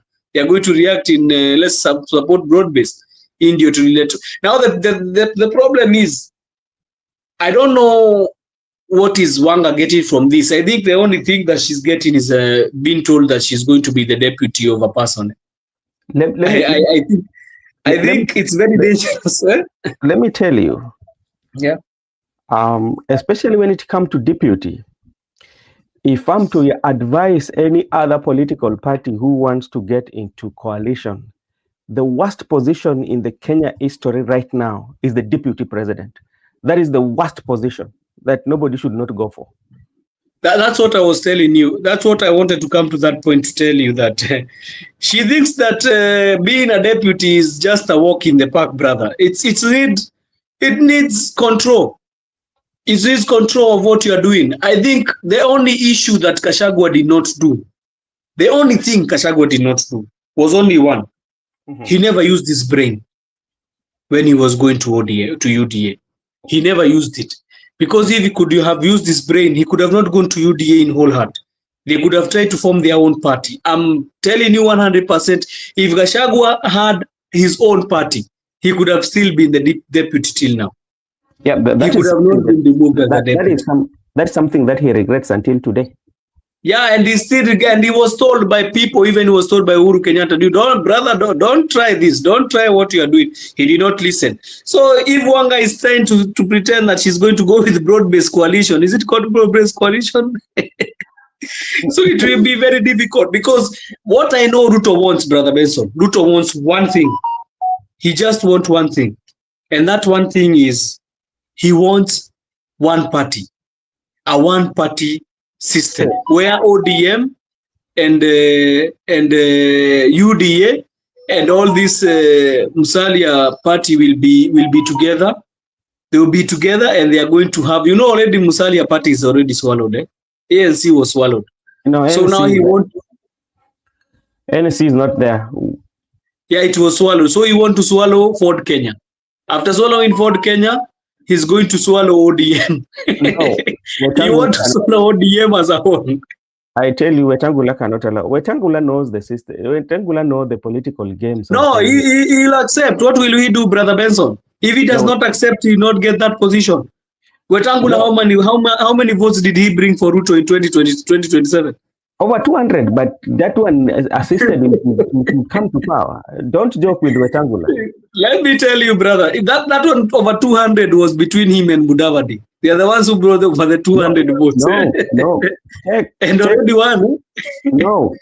Check what Bungoma brought. But now, Brother Benson, 2022, you cannot compare it to 2027. Already there is things that are happening in Western which are very hot. You see the emergence of Natembeya and Wamalwa. Things are getting hotter there and hotter every. So you cannot bank on him giving you all those votes. You cannot bank now. Let me tell you one thing with all these politicians. These politicians, they know how sweet the power is. They will always change with the times. Let me tell you. They will. Wetangula will see Natembeya is coming and Eugene Wamalwa. He will even go to that Natembeya and say, okay, my brother, this is what that's what I was telling you, Brother Benson. The only thing remaining for Wetangula is either he folds the party. If he's not going to fold the party, is either he goes to the united opposition, because Ruto does not see him helping him in any way. Right now, let me tell you, Brother Benson, where is the problem? Ruto, over 4 million votes have left him. Over 4 million votes have left him. So we are starting from basics. Which votes is Ruto being left with? We are starting from his basis. We are going to count votes from the Kalenjin nation, which as of last year, that election, was 3 million. Then you are going to tell me, okay, bring Wetangula with his 200. That is 3.2. So how are you going to recover the 4 million votes if you still want to become the president. It So means you need to bring people who are going to bring for you these votes that already left. So what is happening is this. Maybe one of the things that he might be putting hopes in. Yeah, look what Dan Father is telling us. I tell you, he knows that without that, even do you know that even right now, Moses Wetangula, he's enjoying the party leader of Ford Kenya, and he has like a conservatory order in that. Remember when they were fighting? But is it viable, Brother Benson? Is it viable for him? Is it going to be to continue being viable for him? Because as we continue, things are getting tougher for even Ford Kenya in Western, because Western is its base. It's becoming very difficult, and that's why I was saying he needs to show. You know, Ruto. I told you, brother, one thing with Ruto. Ruto always tells you, nataka unioneshe kile utaniletea kwa meza. And I think this one did not start now. It started even in the time of Uhuru. You remember Mudavadi akiambiwa kona mashetani? That is, it started there. So you need to show what you are bringing in the table. Utakuja uniambia hapana, nitakuletea 200.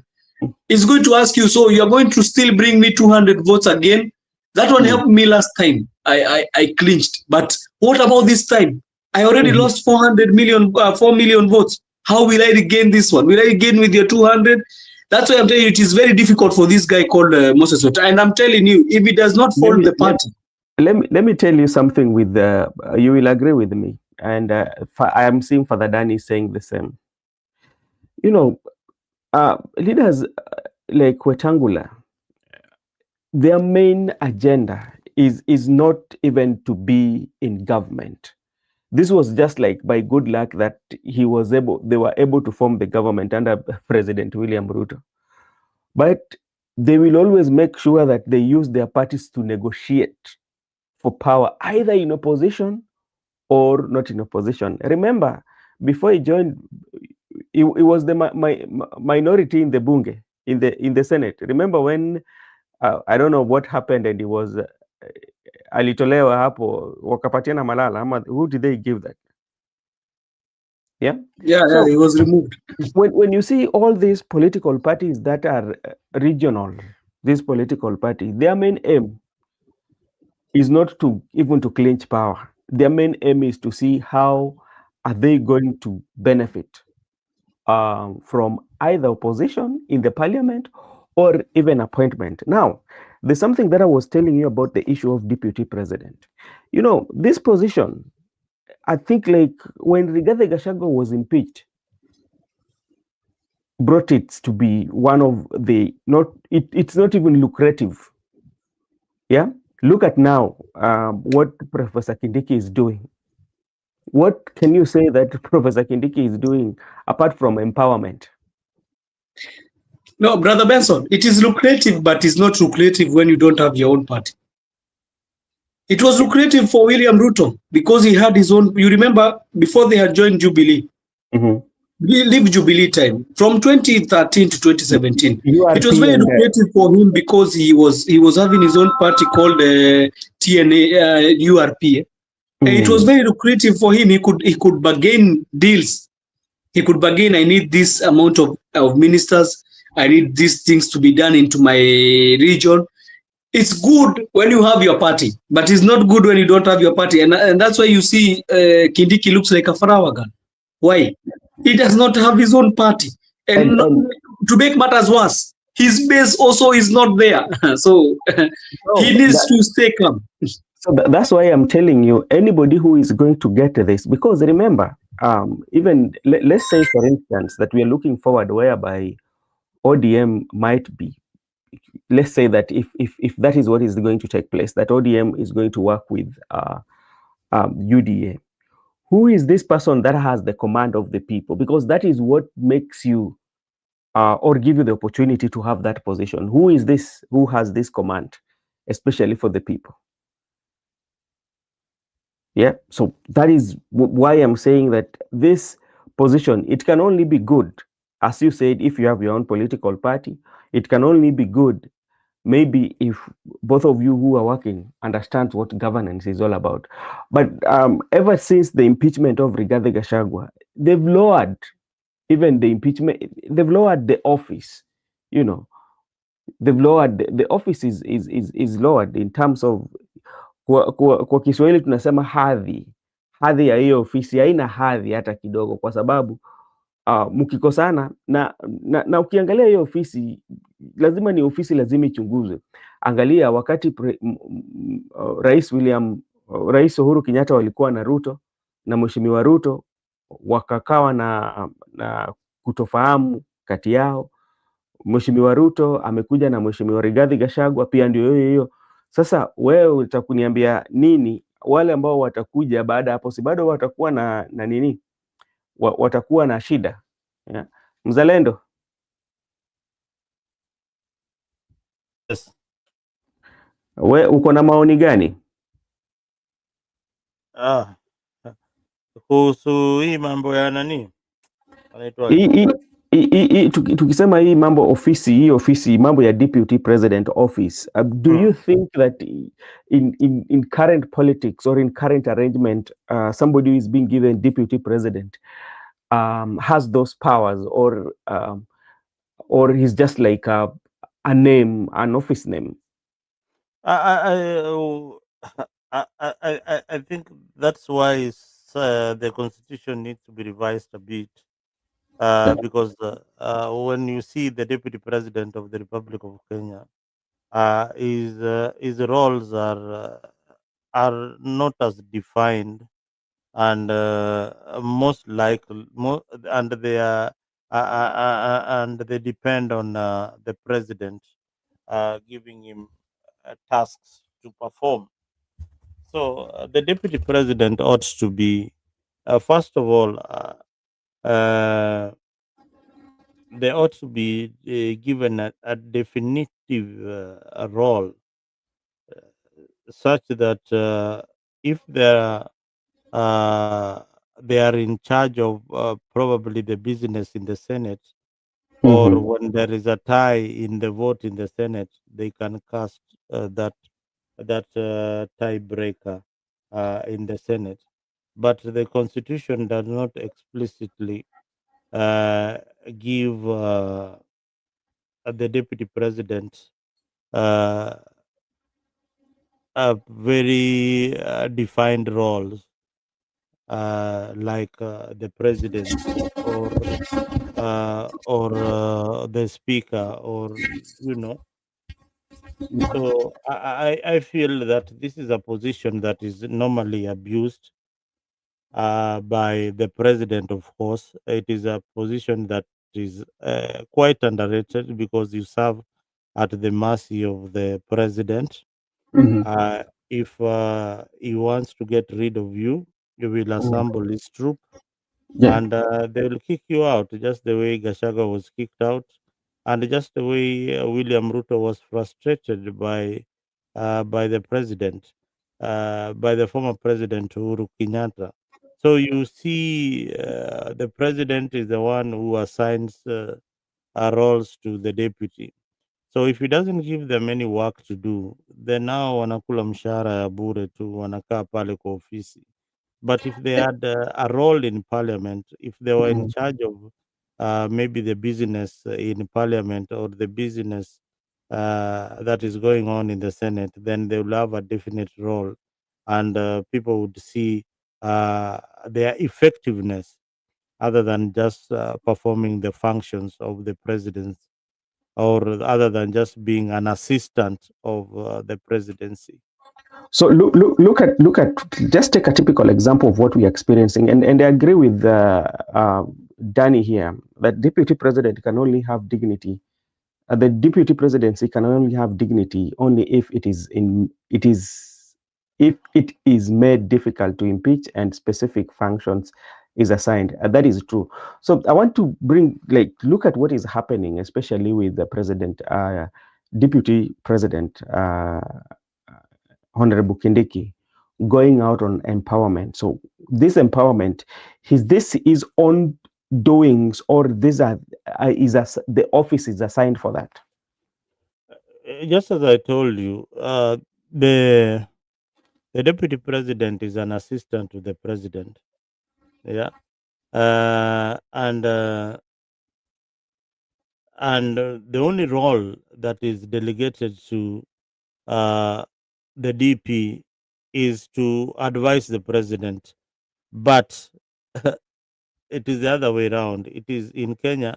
I think the president is the one who is advises or delegates duties to the DP. Uh, he has got no executive authority. All Mhm, right. mhm, He cannot decide to do things on his own. Hmm? The mhm, only role that is given, that is in the constitution, is that in the absence of the president, he takes over the country and assumes an acting position.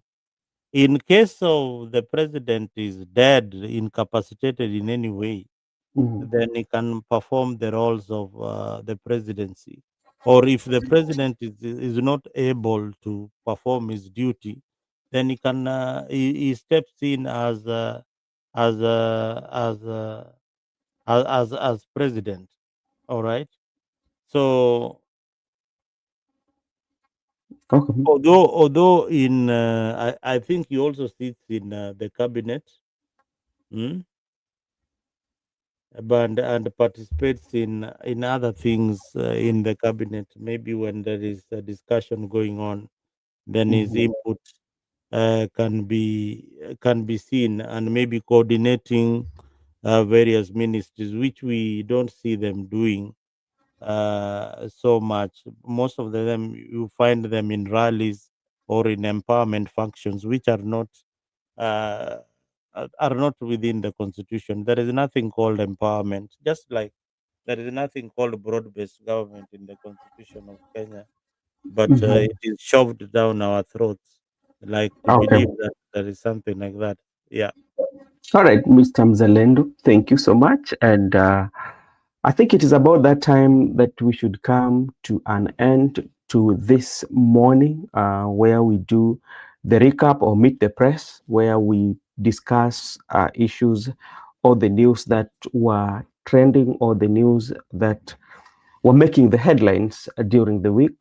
It was good to have you on the show together with Msimamo. We had Joseph too. And it is that time that we are coming to an end to this broadcast or to this kipindi. Nataka kuwashukuru wote. Kwa wale ambao wanatutazama, tunawaomba, tunawarai, enda pale kwa Brother Benson Media and Afrique 24 to subscribe, so that when we are having this conversation, the YouTube will notify you so you can join us. And you can also share with us your thoughts on what you think about the political of this. Thank you so much, Father, for staying with us. We really, really appreciate you big time for sharing with us. And if you have something that you want us to talk about, you can also share with us. So if we cannot give it full attention or we cannot give satisfactory answer, we will share it with our panelists who are very able, so they can give us something that is convincing. With all those few remarks, once again, thank you so much for your time. Let me give Mzalendo this opportunity to sign off. Mzalendo. All right. Thank you once again, Brother Ben, for hosting me on your channel, Brother Ben Media. We run Africa Media, Africa 24. If you are on YouTube, you can check us out on YouTube. You can also visit our webpage, africnews.com, where you can get the latest news that is happening around the world. I want to, first of all, thank our viewers who have been part of this show.